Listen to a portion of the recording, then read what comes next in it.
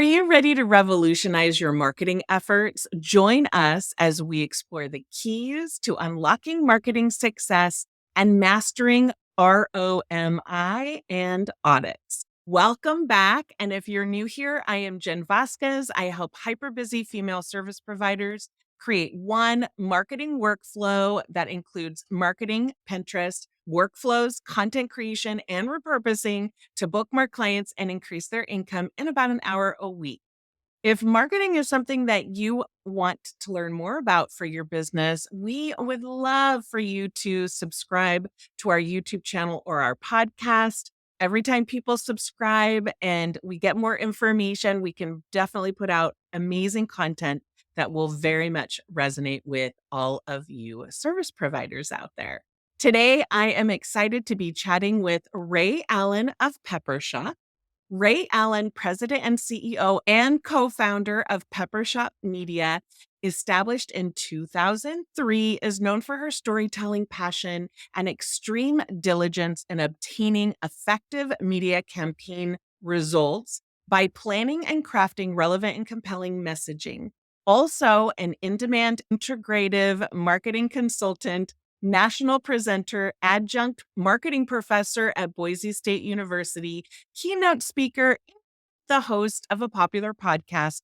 Peppershock is headquartered in Nampa, Idaho, but works with Fortune none to Fortune 100 companies across the globe, building brands and bottom lines. Welcome, Rhea. I'm so excited you're here. Well, thank you so much for having me, Jen. I love to be on podcasts and share what I know so other people can hopefully get some value. Yeah, exactly. Well, we always start with this first question because I think it's so important to find that windy road that people, traverse to get to that point where they are in their business today. So share with us what your story is and where you started. Well, let's see. Peppershock's been around for 20 years. So going back in the Wayback Machine, I actually, in high school, started the broadcast communications class with Mr. Gasolacudo. And he was our history teacher, U.S. history teacher. And we got charged with the ability to create a studio and a newscast for the high school. So started that. And then I worked at Channel 6, the ABC affiliate, and then on to Fox here. And worked in studio crew, kind of worked my way through all the different positions in television. And that's where actually I met Drew when I was directing news, and he was my technical director. So I basically told him what to do, what buttons to push and when to push them. Just like, oh, wait, so much has changed. Yes, it's true. And then we moved to Seattle together. He got a degree in video production, and I worked on my master's degree. So my undergrad was Boise State. I always say television put me through college, right? So then I moved to Seattle. I worked at Northwest Cable News and then the Fox affiliate up there, directing weekend news. And then on the weekdays, I got to work with the Sonics, the Seahawks, and just started the Sounders at the time and all of the fun things that the station would do to help promote. And then at night, I would either be editing or I would be writing, or I would then be the technical director for the main newscast director. My undergrad, everything was entrepreneurship and marketing related. And I decided that it was time for me to get out of television because it was that work Christmas, New Year's, every holiday, right? The news always goes on. And we decided that we were going to start our own company. And when we were in Seattle at the time, we would have been a really small, teeny tiny tadpole in a big sea of big fish, right? So we boomeranged back to the Boise, Idaho area, started our business in 2003, kind of moonlighting while we were working for others. Not even a year into it, we both quit our day jobs and have been going with Peppershock ever since. And we're now celebrating this month, doing our big anniversary celebration. We call it Shocktoberfest at Peppershock to celebrate. And we're doing the Roaring 20s style because it's 20 years. And guess what? We're still in 20s, just 100 years later, right? Think of like the Roaring 20s prohibition and, the music, the flappers. It'll be so much fun tonight. That is really fun. Well, congratulations. And it's definitely a feat to get through all of the ups and downs and recessions and pandemics and whatever it is now, I don't know, but yep, we're getting through it all. I know. I know. It's a little crazy, which is why We are talking about ROMI today. So, what is ROMI for those that don't know? And also, how can businesses effectively market their marketing campaign returns on investment? Okay, so ROMI, I like to say ROMI because it's just quick and easy. Yes. It's sort of based on when you say ROI, it's the return on investment. Well, we want to get a return on our marketing investment. So ROMI stands for return on marketing investments. And I always say if we measure what we treasure and then we dump what we don't, and then we can automate what we hate. If we are measuring things and knowing what our efforts are towards our marketing, then we know what to maybe dump if it's not working, right? And on the flip side, what is working, right? And continuing into being able to monitor. And yes, marketing sometimes can be tricky to measure because branding Sure. effort, are just, well, we build awareness, top of mind awareness. But there's a lot of different tools and ways and tips that we can give to be able to make sure that we're tracking everything that we can track. And then overall, with our overall aspect of what we're doing with all of our marketing efforts, whether it's your salesperson, the tchotchkes that people give, some people say trinkets and trash, whatever, we're measuring it all, right? If you measure all of those things and see how many new customers, new clients you have, and then how much you've spent towards gaining those new clients, then being able to understand that if overall your marketing is doing what you want to do with the customer acquisition, and how much it's costing you to acquire those customers, if that amount starts to go down, but then the lifetime value of those customers goes up, then you know you're doing some right things along the way. Yes. If it's not, right, then you know that you need to make some course corrections and kind of figure out what to stop, start, keep, or tweak doing. And if you're not measuring it, you're not going to know what to do, right? So Exactly. that's the whole idea. And I always say too that there's some sort of non-technical ways of measuring. So people want to like measure with analytics and this, that, and the other. And sometimes like Pinterest is never Yeah. the same as Yeah. Google Analytics, those types of things. But like Yeah. my clients in particular on the Pinterest side, they'll be like, well, Instagram's bringing me all my sales. And I'm like, oh, that's great. But if they're not asking a clarifying question and you're just going off what someone says, right? Yeah. Because people will always tell you where they last were when they made the decision to connect with you, even if you Mhm. ask how you found them. So Right. many of my clients, they get found on Pinterest or Google, but Instagram gets all of the glory. And Yeah. Instagram doesn't always have all the Not glory. always. Probably ask those clarifying questions. Oh, great. Were you looking up a hashtag or were you Right. referred by someone? Because, of course, you want to give credit where credit's due. They pause oftentimes and think and go, oh, well, actually, I found your blog on a Google search or I found you on Pinterest. So I Right. always say, no matter how much you're going to be measuring technically, our Mhm. voice, our Mhm. conversations with clients have to be involved in that conversation for it to Mhm. be super accurate. So now it's something I do on every discovery call or even in the email. And I'm sure we'll touch on some of Yeah. that as we look at Yeah. KPIs next. Why are marketing audits important? And what typically constitutes a marketing audit process? So it's generally when we very first work with a client, that's one of the first things that we'll do is start off with a marketing audit.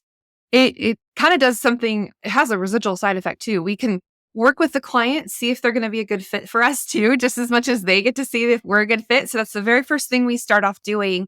And it's kind of a flat fee for it. We take a look at everything that they've been doing, what's been working, what hasn't, and why. And then we go through a whole facilitated process. We look at their messaging, we look at their analytics, we look at their website traffic, we look at their social media and all the things, right? And then we meet with them. And then we also talk about the customer acquisition costs. How much have they been spending to acquire the customers? And how much are their customers spending with them on a regular basis? Looking all of that to then come up with our recommendations based on our findings together. And then what we do is we actually do some sticky note throwdowns. We come up with ideas together. We brainstorm. We bring in the team, both our team and the potential new client, right? And we work with them because sometimes, maybe the owners or the marketing department doesn't always hear necessarily what the frontline, workers are getting. So we try to bring people together. We do some surveys. We take a look at all of that information and we make some fun with the team so that it's not, when I say audit, people get scared. They're like, it's not an IRS audit. No. It's the idea of just taking a look at what's going on right now. So we can benchmark where we're beginning. And then I always do an audit every year I've had clients with me for now 20 years, and we every year take a look at what to stop, start, keep, or tweak doing. Sometimes letting go some of those things that we've just been doing it this way. This is what's worked before. Doesn't always mean it's going to continue to work into the future. And sometimes just those minor tweaks can really set it up for helpful and making success in the future. But measuring these things, and you were talking earlier about the vocal being able to, how did you hear about us? That's what we call sentiment scoring. And we ask, on a scale of 1 to 10, how likely would you be to refer this product or service or company to somebody else? Or the people who say 10, absolutely, I'm going to refer them. I love them. They're your advocates. They're the loyalists. They're the promoters for you. But if you've got some people who are on the 1s and 2s and I would never refer this company again, we know we've got some problems and we got to dig into that and uncover and understand what is going on. What do we need to tweak or stop doing or start doing to address those lower scores, detractors, the people that are just not, the ones that are going to be the advocates for your brand. So going through those processes, understanding what's working, what's not working, and then being able to monetize and put money towards the fact that you're going to get that ROI, the ROMI, return on that marketing investment. How much are you getting from that activity or that effort or that time spent or that, ad that you spent money on? And is it giving you a higher lifetime value of a more qualified, influential customer that are going to be your raving fans? Or are we wasting money on those detractors that are, customers we just don't want or need, right? Really dialing in on that, giving that sense of, okay, we've taken a look at everything that's been going on and understanding now we can make some progress moving forward. And I love to do the audits up front because if a client just comes to us and say, hey, I need you to do, just like we become order takers, then there's really no strategic plan behind it, right? And your, marketing strategy. Yes. Yes. So that is why we love to go through that process. And you know what? Sometimes we find out that we are not going to be a great fit for this prospective client that we've gone through this audit. Sure. So then I can refer them to the, if you want to do it yourself, that's fine. You can go to the Marketing Expedition community, learn lots of training videos and things. You can do it yourself, or do it with yourself, done with you or done for you. Right. Yes. And so a lot of our clients in that middle ground, and then eventually can move up into the, just do it for me, right? Just Peppershock just handles everything. There's a lot for me. I've got a Pinterest membership and so many of the Pinterest members are like, you know what? I see everything that goes into this and I don't want to do it anymore. Yeah. And I want to pay you, or someone that's paying us, but wants to take more of a hands-on role, or maybe they hire a team member that they're going to have in their company now who's going to be doing it. Either way, but it's lovely to move them through the different avenues of our business for sure. Absolutely. Yeah. And, being able to train, and I've even actually helped hire people to not necessarily replace Peppershock, but do some of the things internally that we just know that they need to have somebody hands-on internally, kind of be that liaison with us and work with us. And it's really fun when we get to that point where they just get so, they've grown so much, they need to hire an internal team or an internal person at least, because we can either be the whole marketing team for them. We have, 10 people at Peppershock who can, do video production, design, web, copywriting, all the things that they need. But then they have to start getting to a point where they need somebody internally to do all of those things. And it's super fun. Then I get to act as their CMO for hire, like a CFO for hire, right? It's a CMO for hire, and help them, go through that process and make a plan to get them to that point, which is super exciting when they can kind of graduate and they've scaled their business enough.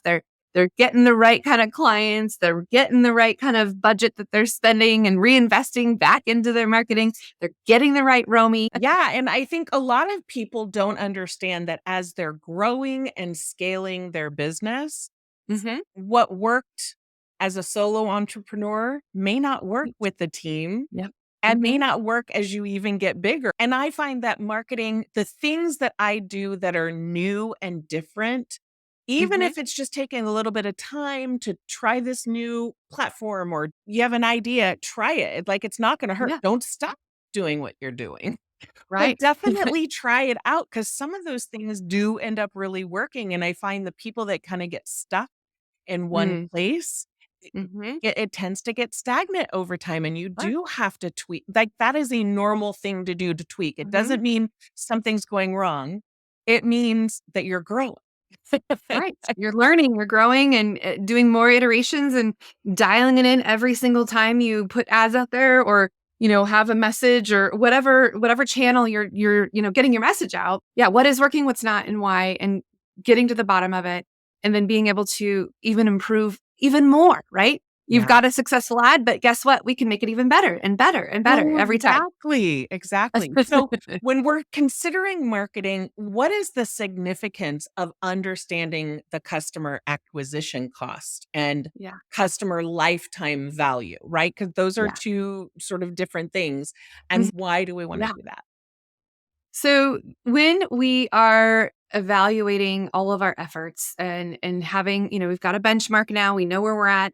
When we look at all of the different costs involved in acquiring a new customer, and a lot of times people are like, well, do I, as a business owner, do I even include my time and my salary? Absolutely. Because, and what we do is obviously business owner, we split their time up, right? We allocate a dollar figure based on their salary, based on their time.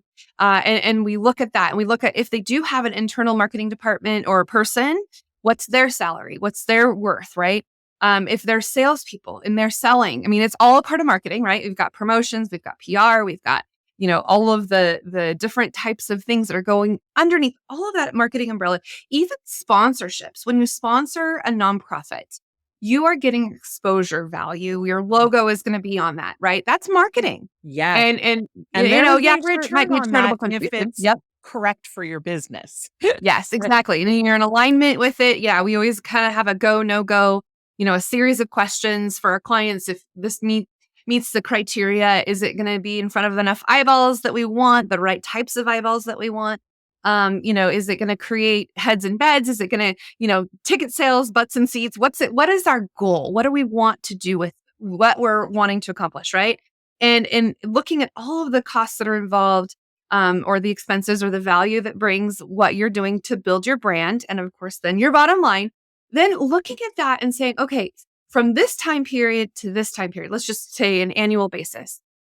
I spent, let's say $100,000 on all of my marketing efforts, just making easy numbers, right? Sure. And that included, a portion of the owner's salary. Maybe you're using an agency, what their costs involved. Maybe that's printing, maybe that's, some Google ads or Pinterest ads or anything, right? Then we look at all of that. So that $100,000 that we now have invested in all of our marketing efforts. Now, how many customers did we get? New customers within that time frame? And say we got 10 new customers within that time frame. And what is the average spend that each of those 10 customers bring? And if on average, they for the lifetime value, maybe they're around for 10 years, let's say, and they spend, I don't know, $10,000 a year. So now you're like breaking even the first year, but then you're going to keep getting more new clients, right? And then you're going to look at that and say, okay, the lifetime value of one client that I brought in that spends $10,000 a month over 5 years, that's $50,000, right? And now we've got 10 new ones. And ideally, you're going to continue to build that, Sure. 10 new clients the first year, 20 new clients the next year, 20 new clients. So looking at all of the lifetime value and how much it costs to acquire that customer, then you're going to come up with a ratio of customer acquisition cost to lifetime value.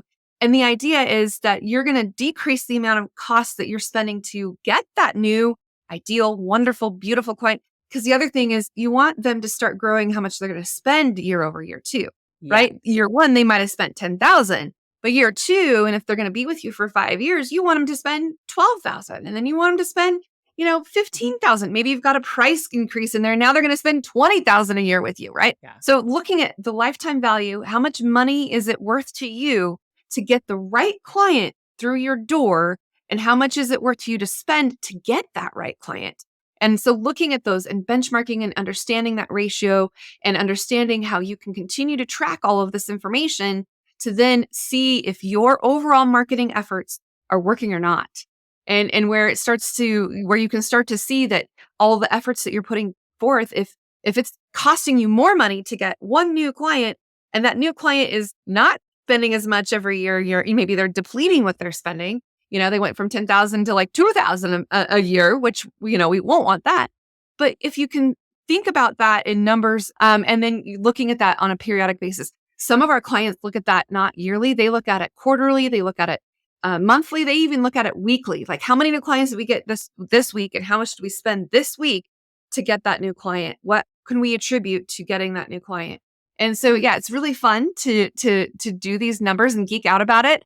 I was never great at math, but this math excites me so much. It's like investigative. It's not yes. It's true. Love it too. And I don't like math, but boy, do I love metrics. They just this is great, right? Copy. And there's once you automate the system, right? Automate what you hate, then you can get it done and dialed in, and then consistently see and have that dashboard so that you know that all of your efforts are going towards your goals and what you set as your goals. I always say we set smarter goals, not just smart goals, but smarter goals. Smarter. So I like specific, measurable, attainable, recorded, time-based, ethical for E.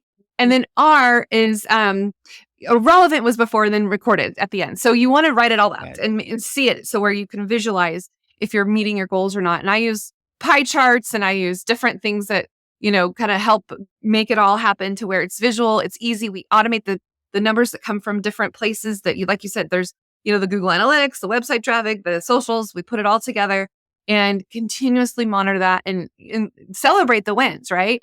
And talk about, we talk about successes, frustrations, new technologies, celebrations, and all of those things, appreciations, all of those things that can help us dial it in and continuously do better. And when you do try new things, right, track it. Measure it. See how it's working. Yeah, for sure. The bulk of the people that listen to our podcast or watch on YouTube are solopreneurs or small businesses with maybe some outsourced team, person or person. Yep. Could you share some key performance indicators or KPIs that businesses should track to elevate the effectiveness of their marketing efforts? Because I know there's so much you can track and all these different dashboards and it can be very overwhelming for someone who's wearing all the hats. But what is like maybe even the top 3 or 5 things that you think would be really important to measure? Right.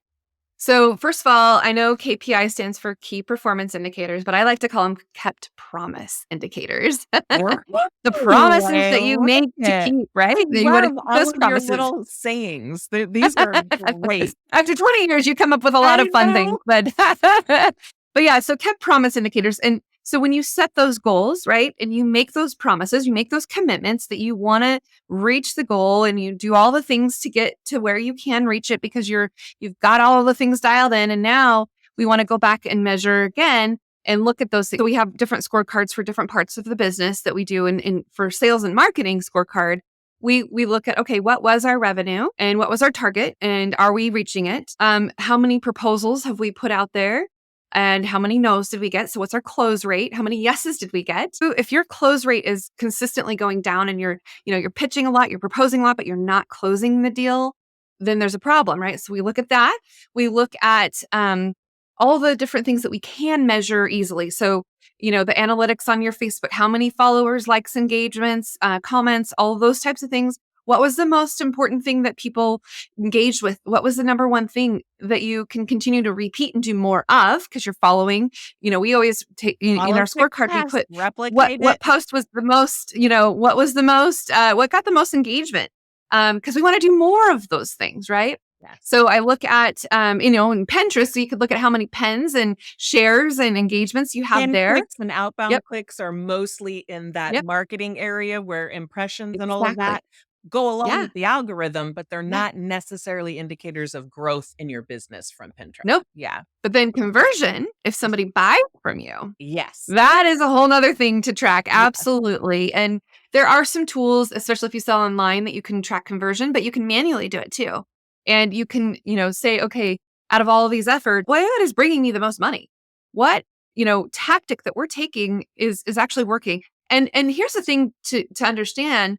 I recently read in Adweek, it's probably been a few months now, but there's an article that says now, because of all the distractions and, we get inundated with so many things, my inbox is overflowing, there's 22 different ways to communicate with us now through DMs and WhatsApp and Messenger and, text messaging, all the things. We get so distracted that now it takes 11 to 13 times for somebody to actually hear your brand before they actually even acknowledge that they've ever even heard of it before. 13, and it used to be 7 not long ago. Oh yeah, it was like 5 to 7. Now it's like 11 to 13 times to either hear it, see it, be involved with it. Although I will tell you how to speed that process up is I like to call it raise 5 R's. So if somebody else is giving you recommendations, referrals, reviews, ratings and rankings, and then rewards. If you reward all those people, because they are now giving, that's accelerating word of mouth advertising, right? Because we all know word of mouth advertising is the best, but yeah. I give 10% of whatever, if someone refers a client and we book them, I give them a 10% right off the top, because they're going to be so much better than anything I personally can say. So you're rewarding those advocates of your brand, right? The ones that said on a scale of 1 to 10 that I would absolutely recommend you, then, reward them, do it more. And then remind them that you'll reward them when they do that through the referral program, or, there's lots of ways to track referrals and do the referral program. But I absolutely think that if you get those 5 things down, then it won't take you 11 to 13 times for somebody to hear your brand. So the reach versus the frequency, right? If I recommend you, the weight of my reputation of me recommending you to somebody else could just take 1 time for me to verbally say this to somebody else.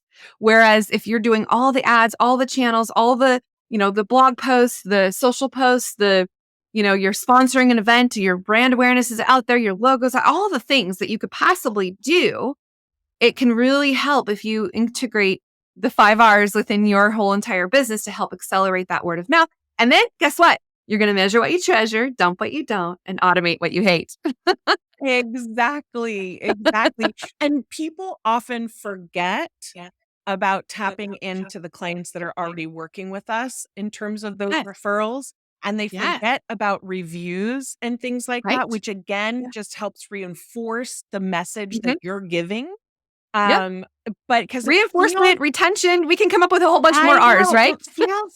It feels like we're bragging when we post. I mean, this is what I'm hearing, right? When people go to post a review on your business, Instagram as an example. But that is actually what people are looking for when they're looking for a reason to work with you.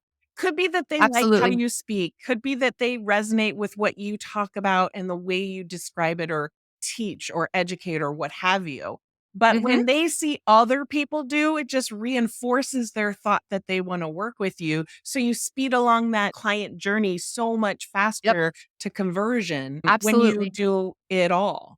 Well, and testimonials are a wonderful way. Testimonial videos, right? I mean, you can also write it out. But when people speak it, and especially if you have the subtitles, people will read it, right, as it's going along in the video, because, we want to make everything audio agnostic now, because people don't always turn up the audio, so everything you do has to. That's right. I mean, I know you can have video on Pinterest too, so if you have the subtitles, Yeah, well, and I tell people, take whatever you're making for Instagram, because for whatever reason, all my clients, Instagram is like their number one. Whether they like it or don't like it, that's the thing that they believe the most. Well, and isn't Pinterest like the second largest, maybe third largest search engine behind Google and YouTube? Yep. And Google, there you go. So by Google, so I always think Pinterest is the cousin. There you go. That's right. That's right. But I agree. Let's talk about those that are wearing sort of all the hats and they have limited resources. Mhm. limited income, and your gift, which we're going to get to Mhm. in a second, will fully Yeah. help them for sure. Yeah. But Absolutely. what, like, how can you address changes in attributing ROI or ROMI, ROMI to Romy, yeah. specific marketing channels and adapt? Mhm. How can they adapt their strategies to stay successful? Like, one way that I am telling people Mhm. to do it is take Mhm. whatever you've already created and share it to Mhm. all the platforms you're on. Like, you Mhm. don't Mhm. have to create, obviously, certain things are going to work well. Like a voiceover is not going to work well on Pinterest, right? It's just not. Right. The Yeah. educational content, absolutely. Share, share, Mhm. share. Mhm. Um, Mhm. so, like, talk to us a little bit about how to Yeah. adapt strategies and things to stay successful when you Right. just are limited on time Yeah. and budget. So we use a tool. It's basically agencies have it and we resell it. So just full transparency, Yeah, we call it no Pepper worries. Post. And Pepper Post is basically $40 a month, and you can schedule out everything on, formerly known as Twitter, Oh, yeah. X. And you can schedule out on all the different platforms. One thing that we have found with this tool, and it does have some AI, so it'll automatically post to the right platform based on AI machine learning I got whenever the you're getting the chills most right now. engagements. Yep. That's so Yeah. exciting. It's pretty amazing. And yeah, and so people can sign up for it and use it. Like I said, it's $40 a month, but we also then do some add-ons if you're wanting us to help with content creation. If you need us to help with videos, or you want us to just take it on and do it for you, then we, charge for that. But the idea, we have some nonprofits just using Pepper Post, and that's all because they have volunteers that are posting for them. We Yes, train them how, we yes. do a setup to train them how, get it all going, get everything all dialed in so it's all connected. And the cool thing though is it tracks everything for us, and it's all in one dashboard. And the other thing that I've noticed is, yeah, if you repurpose the content, you definitely want to resize it for each of the different platforms. And then you also want to maybe just change the verbiage just a little bit Whatever to that make it highlight, the yes, audience. yes. Yep, yep. Because you're gonna, on Instagram, you might say, link in bio, or you might say, go to our website to get more information, or you might give them some sort of call to action differently Sure. than you would on, Facebook. What we've also found is that Facebook, if you post a link inside of the post itself, well, Facebook doesn't want you to go away from Facebook. So what we've now found is that we post the post, keep people inside of Facebook, and then we go back in the comments, and then we say link in the comments below. And that way our feed doesn't get, It still gets a derailed, right? yes. Yeah. It's not getting Yes. throttled because we are putting links in there. So is, same thing you always want to keep, they always want to keep you inside the thing. Even LinkedIn, like if you click a link, it says, it'll pop up and say, are you sure you want to go away from Yes. LinkedIn? Like, you dummy, don't go away from us. We want you here so that, we can spend more on advertising dollars. And they changed the look of the link for a LinkedIn link so that they're getting Yes. those clicks as Yes. well. But yeah. Because so I always, like, what we do to repurpose content, especially for LinkedIn, is we have a blog post on our website, but we might change it up. Now, you definitely want to change it up because you don't want to get to where it's thinking that you are plagiarizing something. Because if it's the same exact content that you have on your website that you also put into a LinkedIn article, as opposed to a blog post that you have on your website, you definitely want to change it up for the LinkedIn audience, right? And That way, AI yeah. is great at doing that for Mhm. you to save you a bit of Totally. time. Yep. As Yep. long as, and everyone on Yeah. this that listens or watches this Yeah. podcast knows, you have to make sure after you use AI that you are putting your brand voice in there and the words Yep. that you Yep. use, because Yep. they're going to use Yeah. words that are different Oh, yeah. than you, and everyone can spot it a mile away. Oh, and I also, I'm an adjunct at Boise State, like you said.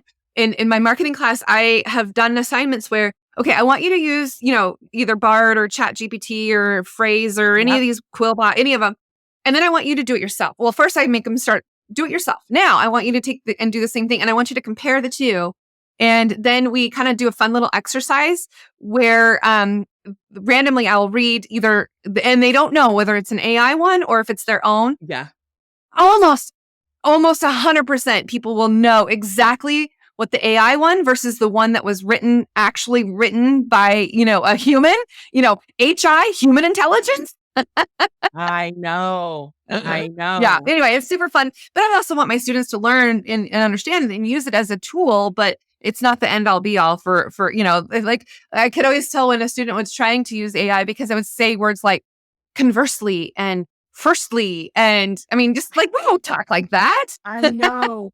I know. And they repeat the same types of words as well, I found and stuff. But Yeah. it is a Yeah. great time saver. I look at it only as a time saver to cut through some of the creativity stuff. Well, great idea generator, coming up with different, and it's also good for SEO too, to kind of use it and test it and see if it would be, helping you with SEO. We use a tool called Surfer SEO tool or something like that. Surfer SEO. Mm-hmm. And, it does, and it gives you suggestions of how you could maybe rephrase something to get better ranking, right? With SEO without keyword stuffing and doing things you're not supposed to do.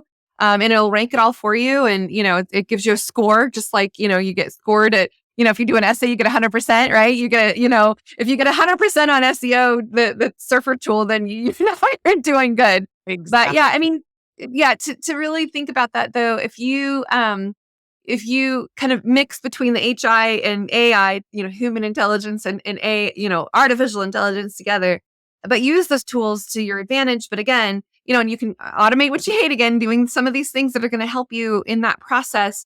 But yeah, absolutely. Always give credit where credit is due. And also just make sure that it does have your brand voice, like you mentioned, because it can get, a little tricky. And just making sure that you're posting to the platform too. You're going to speak differently on Twitter. Yes. Formerly known as Twitter. I always liken Instagram is kind of like the bar where you go to hang out with friends and check new things out and people watch. Yeah. And Pinterest is like the library where you go to look on how to do something or get inspired or find new things. And so you want to use the appropriate way of phrasing things. Absolutely. To get more engagement. Yeah. It's for sure. It's the smart way of repurposing. Totally, it is. Yeah, and I think a lot of this information, videos and training videos, and I do webinars every month free to our community. And I'm always searching for what's next. What's the next trend or topic, or people give us suggestions. Ray, I want to learn more about XYZ. I'm like, oh, I want to learn more about that too. We're going to research that. And then I'm going to, do a webinar on it, and we're going to talk about it. And we're, so we dig into the different tools and technology and tips and, apps that are out there, because there's an app for that. Whatever it is, there's an app for that, I'm sure.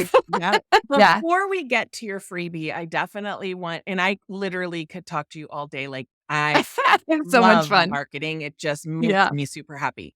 But what 3 things have helped you to grow your business? Now, this could be tools, it could be advice, it could be really anything. What are these 3 things? When we very first started, my mortgage lender, when we bought a house, she invited us to a nonprofit fundraising gala. It was a gala to raise money for the food bank. And it was called a chef's affair. And chefs all over town would compete, and you would get to eat and do these fun, fancy things. And they had a live auction, and they would auction off these beautiful, like one of them was like this amazing yacht trip. And like, oh my gosh, like, when we first started business, there's no way we would like get that right away. And anyway, so I mean, just like they had silent auctions, all these fun things. It clicked right then when her name is Susie Boyle, and she's like one of the top lenders in the country.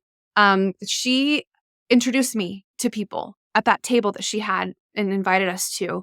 And, we were a young business, just getting started really. And she introduced us to the executive director. She introduced us to the board members who also owned businesses. She introduced us to all of these wonderful people. And we did a project then for this entity that was raising money for it, and helped them promote the event the next year. And so it was just a way to springboard and get to know people by getting involved in something that people are passionate about, that they want to raise money for and do some good. So we told a story about the nonprofit, a cause video. We talked about the different items that were getting auctioned off to get people excited about it for the event. And pretty soon we are meeting all these wonderful people, and they get to see what we're capable of doing. And now suddenly they're calling us to do business with them. And I mean, it was a phenomenal way to really ripple effect. And again, get people to hear and see and kind of accelerate that word of mouth.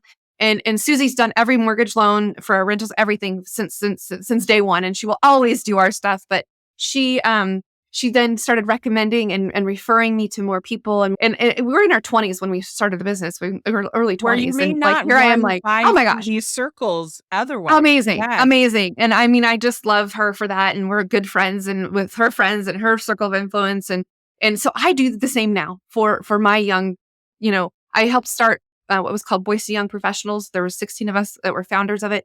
I mentor them and get them, like, if I can do it, you can do it too. And I'm a first generation college graduate on one side of my family. 5 generations of Idahoans, first generation college graduate. And not only that, I also got my master's degree. So if I can freaking do it, so can you.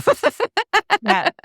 And I feel like that's like not just networking. That is finding a good cause and giving. And I always say, when you network, seek to help people. Don't seek to grow your business. Seek It's to the go-giver. help people and build relationships, and that will always come back. Oh my gosh. It's what is on your mind when you're doing it, if you're going to be successful with it. Absolutely. Yeah, I recommend to your audience, if you've never read this book, it's called The Go-Giver. And then there's also The Go-Giver Sells More by Bob Burg. We brought him in. I was on the Nampa Chamber board a long time ago. See, serving on boards is really in Rotary and a Rotary president. But we brought in Bob Burg, the author, and he spoke on the go-giver mentality, right? You give and then you'll receive in abundance. And it's not because you are, just being greedy. So I gave to you, so now you have to give to me back. It's not a quid pro quo at all. You have that giving abundance mentality, and it does come back to you. I mean, that's one way that we've stayed in business for 20 years. And you asked, how do we promote our business? It's really being involved in the community and doing the projects that, we get hit up all the time. And so I sadly have to say no sometimes, but when we can, cause videos or brochures or event invites or, just a number of different things that we've helped over the years and, fundraising for the right causes that really are alignment with us, right? They have to align with what we represent and our values. And is this something that would be what we would want, my grandma to know about? Exactly. So that's one. Yeah, that's one. Okay. So being a go-giver, servant leader. And number 2, and I found out this, I wish I would have known this a lot sooner, is take care of your people, right? I mean, I've had staff with me for a really long time, almost 2 decades, right? Of staff, and because we continued to grow and go. And I think at first, when I was so young, I just felt like I had to prove myself that I knew what I was doing. And I just was so focused on, getting clients, appeasing the clients, not paying attention to how my staff are impacted by not right fit clients. And we actually had to fire a really big client. It was kind of a mutual parting of ways because we couldn't work with them anymore when my staff was coming into my office crying over this client, and it was just miserable, right? It was horrific. And I really think that if I would have learned that a lot sooner, that your culture is, I always say now that your branding and culture, it starts from the inside out. Your branding starts with your culture. And because culture happens whether you want it to or not, and you have to decide how you're going to guide that, mold it, grow it. And if you can, from the inside out, build your brand with your people. I always say now our people are our new shareholders, because they're the ones who have the sharing power on social media, and their mouth can share about us, right? So our shareholders are our people, not necessarily the shareholders that you would think of in, the own the company, right? But our shareholders are those who can share our story with others who might then potentially think that they would like to work with us or work for us at Peppershock, right? Getting referrals from other people when I'm hiring. Like I just hired somebody, and the person I hired came referred, and that is the best way, because and again, you're relying on somebody else's reputation, and their word of mouth referral can completely elevate the experience, and pay attention to those who tell you that this is a really great person you should hire, or this is a really great client that I think you should, go after because we know them and we're going to refer you to them, kind of things. And one of our brand new clients too came referred.